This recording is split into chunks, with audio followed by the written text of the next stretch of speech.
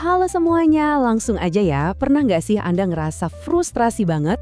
Udah makan dikit, angka timbangan malah mandek. Tenang, Anda sama sekali nggak sendirian. Di pembahasan kita kali ini, kita bakal bongkar habis-habisan apa yang sebenarnya terjadi di dalam tubuh kita. Ibaratnya nih, metabolisme itu mesinnya dan kalori itu bensinnya. Tapi keseimbangan energi ternyata nggak sesederhana matematika biasa loh. Lewat ilustrasi-ilustrasi yang bakal kita bahas, kita bakal buka kotak hitam dari mesin tubuh ini. Kita cari tahu bareng-bareng, kenapa sih kadang tubuh kita rasanya kayak ngebrontak, dan yang paling penting, gimana cara benerinnya? Coba deh tanya ke diri sendiri, kenapa ya kita sering banget nyerah di tengah jalan? Awalnya kan semangat banget tuh, berat badan turun drastis, tiba-tiba stuck, nggak gerak sama sekali. Rasa capek secara emosional pas nabrak dinding plato inilah yang biasanya langsung bikin motivasi kita hancur lebur. Tapi pertanyaannya sekarang, ini murni karena kita kurang disiplin? Atau jangan-jangan memang ada trik khusus yang lagi dimainin sama biologi tubuh kita sendiri? Nah, mari kita masuk ke bagian pertama, misteri di balik fluktuasi berat badan. Sekarang coba kita bandingin dua metode yang lagi hits banget. Di satu sisi, ada diet keto. Banyak banget kan yang tergiur karena di minggu pertama berat badan rasanya turun kayak sulap. Tapi gini loh sainsnya, waktu Anda stop makan karbohidrat, tubuh itu bakal langsung nguras habis cadangan glikogennya. Dan asal Anda tahu aja, glikogen itu ngikat banyak banget air. Jadi keajaiban turun kiloan di awal, itu ya sebenarnya cuma berat air yang keluar. Begitu airnya habis, penurunannya langsung melangat drastis, dan disitulah motivasi kita biasanya ambyar. Beda ceritanya sama puasa intermiten. Prosesnya emang jauh lebih lambat dan pelan, soalnya dia cuma ngatur jadwal kapan Anda makan. Tapi buat banyak orang, ritme yang pelan tapi pasti ini justru jauh lebih gampang buat dipertahanin secara jangka panjang. Oke, lanjut ke bagian kedua. Anatomi pembakaran kalori tubuh. Kalau ngomongin total energi yang kita keluarin tiap hari, ada satu fakta menarik yang bakal matahin mitos lawas, makan dikit, gerak banyak. Coba perhatiin deh, porsi paling gede dari pembakaran kalori kita, sekitar 50-70%-nya, itu murni dipakai buat fungsi dasar tubuh pas kita lagi diem aja, rebahan. Ini namanya BMR. Terus, olahraga yang sering kita agung-agungkan itu, ternyata porsinya super kecil dari total kalori yang terbakar. Tapi tunggu, ada satu porsi tersembunyi yang benar-benar kuat banget efeknya, namanya NE8. Nah, ini dia rahasianya. NEAT, atau gampangnya, kalori yang kebakar dari gerakan tanpa sadar kita. Maksudnya gimana tuh? Ya kayak pas Anda ngomong sambil gerak-gerakin tangan, ngetuk-ngetuk jari ke meja, atau sekedar mondar-mandir nungguin antrian. Kenapa ini krusial banget? Karena sains ngebuktiin pas kita mulai motong asupan kalori buat diet, otak kita itu pinter banget. Otak langsung ngasih respons mematikan gerakan-gerakan kecil ini buat ngemat energi tanpa kita sadari. Hasilnya, pembakaran kalori harian kita tiba-tiba anjlok drastis secara diam-diam. Pantesan aja kan berat badan gampang banget stuck?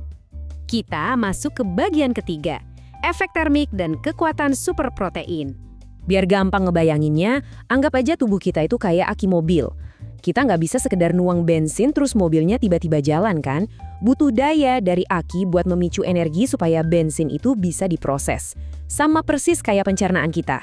Tubuh kita ini secara harfiah butuh ngebakar kalori dulu buat mencerna makanan yang baru aja masuk. Istilah kerennya, efek termik makanan atau TEF. Jadi stop mikir kalau semua kalori itu efeknya sama buat mesin metabolisme kita. Jelas beda banget. Perbedaannya kelihatan banget loh. Pas kita makan lemak, tubuh kita itu santai banget. Cuma ngebakar sekitar 0-3% kalori buat mencernanya. Kalau karbohidrat, ya butuh sedikit lebih banyak usaha lah, sekitar 5-10%. Tapi coba tebak apa yang terjadi pas kita makan protein? Protein ini beneran pahlawan super buat metabolisme kita. Kenapa? Karena waktu kita makan protein, tubuh tuh harus kerja keras banget. Ngabisin sampai 20 atau bahkan 30% dari kalori protein itu sendiri cuma buat mecah ikatan asam aminonya dan nyerap nutrisinya. Keren banget kan? Rangkuman perbandingan nutrisi ini benar-benar ngasih gambaran yang jelas. Protein nggak cuma juara satu urusan bakar kalori ekstra, tapi perhatiin juga efeknya ke tingkat rasa kenyang. Kalau dibandingin sama lemak atau karbo, protein itu bener-bener nggak ada lawan buat urusan ngirim sinyal kenyang ke otak kita. Dia bikin perut kita kerasa penuh secara natural, nggak dipaksain, yang ujung-ujungnya otomatis mencegah kita dari rasa lapar berlebihan.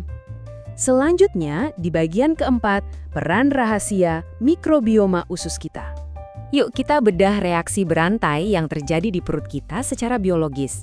Jadi gini, waktu kita makan makanan yang kaya akan serat larut, bakteri-bakteri baik yang nongkrong di usus kita bakal langsung memfermentasinya. Proses ini bukan cuma ngebantu ngekstrak energi yang tadinya susah dijangkau, tapi juga memicu produksi hormon peptida penting kayak GLP-1. Nah, hormon-hormon inilah yang langsung bertindak kayak satpam penjaga gerbang, ngirim pesan kilat ke otak yang intinya bilang, "Woi, udah cukup ya makannya hari ini, perut udah full." Ini nih fakta yang lumayan bikin kaget. Kalian tahu nggak sih obat-obatan penurun berat badan modern yang lagi viral dan mahal-mahal itu? Sebenarnya cara kerjanya cuma niruin jalur reseptor hormon usus kita ini loh. Beneran? Jadi cuma dengan rutin ngasih makan bakteri usus Anda pakai serat, Anda itu sebenarnya lagi mengaktifkan obat anti-obesitas alami dari dalam tubuh sendiri buat neken nafsu makan. Canggih banget kan cara kerja biologi kita? Terakhir, bagian kelima. Kunci biar diet kita konsisten buat jangka panjang. Terus pertanyaannya, gimana caranya kita nyulap semua teori sains tadi jadi kebiasaan sehari-hari? Nah, ini dia senjata pamungkas buat ngancorin fase plato Anda. Pertama, coba deh mulai perhatiin jumlah langkah kaki harian. Nggak perlu harus olahraga nyiksa kok, ini murni buat mastiin aktivitas bawah sadar atau NEAT Anda tadi nggak anjlok diam-diam pas lagi diet. Kedua, kejar target asupan protein sekitar 1,6 gram per kilogram berat badan Anda setiap hari. Tujuannya apa? Ya buat ngunci rasa kenyang dan dapat bonus bakar kalori ekstra lewat pencernaan. Dan yang ketiga, yang paling penting dari semuanya, pilih gaya diet yang benar-benar bikin Anda enjoy ngejalaninnya. Selalu ingat aturan emas ini ya. Mau orang-orang debat sampai urat leher putus soal keto itu lebih bagus dari puasa intermiten atau sebaliknya, itu semua sama sekali nggak ada gunanya kalau Anda sendiri ngerasa tersiksa dan nggak bisa konsisten. Kenapa? Karena tubuh dan biologi Anda tuh udah disetel dari sananya buat ngelawan mati-matian kalau berat badannya diturunin secara drastis. Jadi satu-satunya cara buat menang ngelawan biologi tubuh kita sendiri ya dengan ngebangun kebiasaan sehat yang nggak kerasa kayak sebuah hukuman. Sebagai penutup pembahasan kita kali ini, saya mau ninggalin satu pertanyaan kuat buat Anda renungin. Udah deh, mulai sekarang stop nyari jalan pintas yang ekstrim-ekstrim. Dari semua hal yang udah kita pelajari hari ini, mulai dari dasar metabolisme, keajaiban protein, krusialnya gerak kecil kayak NEAT, sampai peran luar biasa mikrobioma usus, coba tanya lagi ke diri sendiri. Gaya diet apa sih yang kira-kira beneran sanggup Anda lakuin dengan nyaman, tanpa beban seumur hidup? Coba dipikir-pikir lagi ya sambil nentuin menu makan malam Anda nanti. Makasih banget udah gabung di pembahasan kali ini, terus semangat belajarnya, dan sampai jumpa di sesi berikutnya.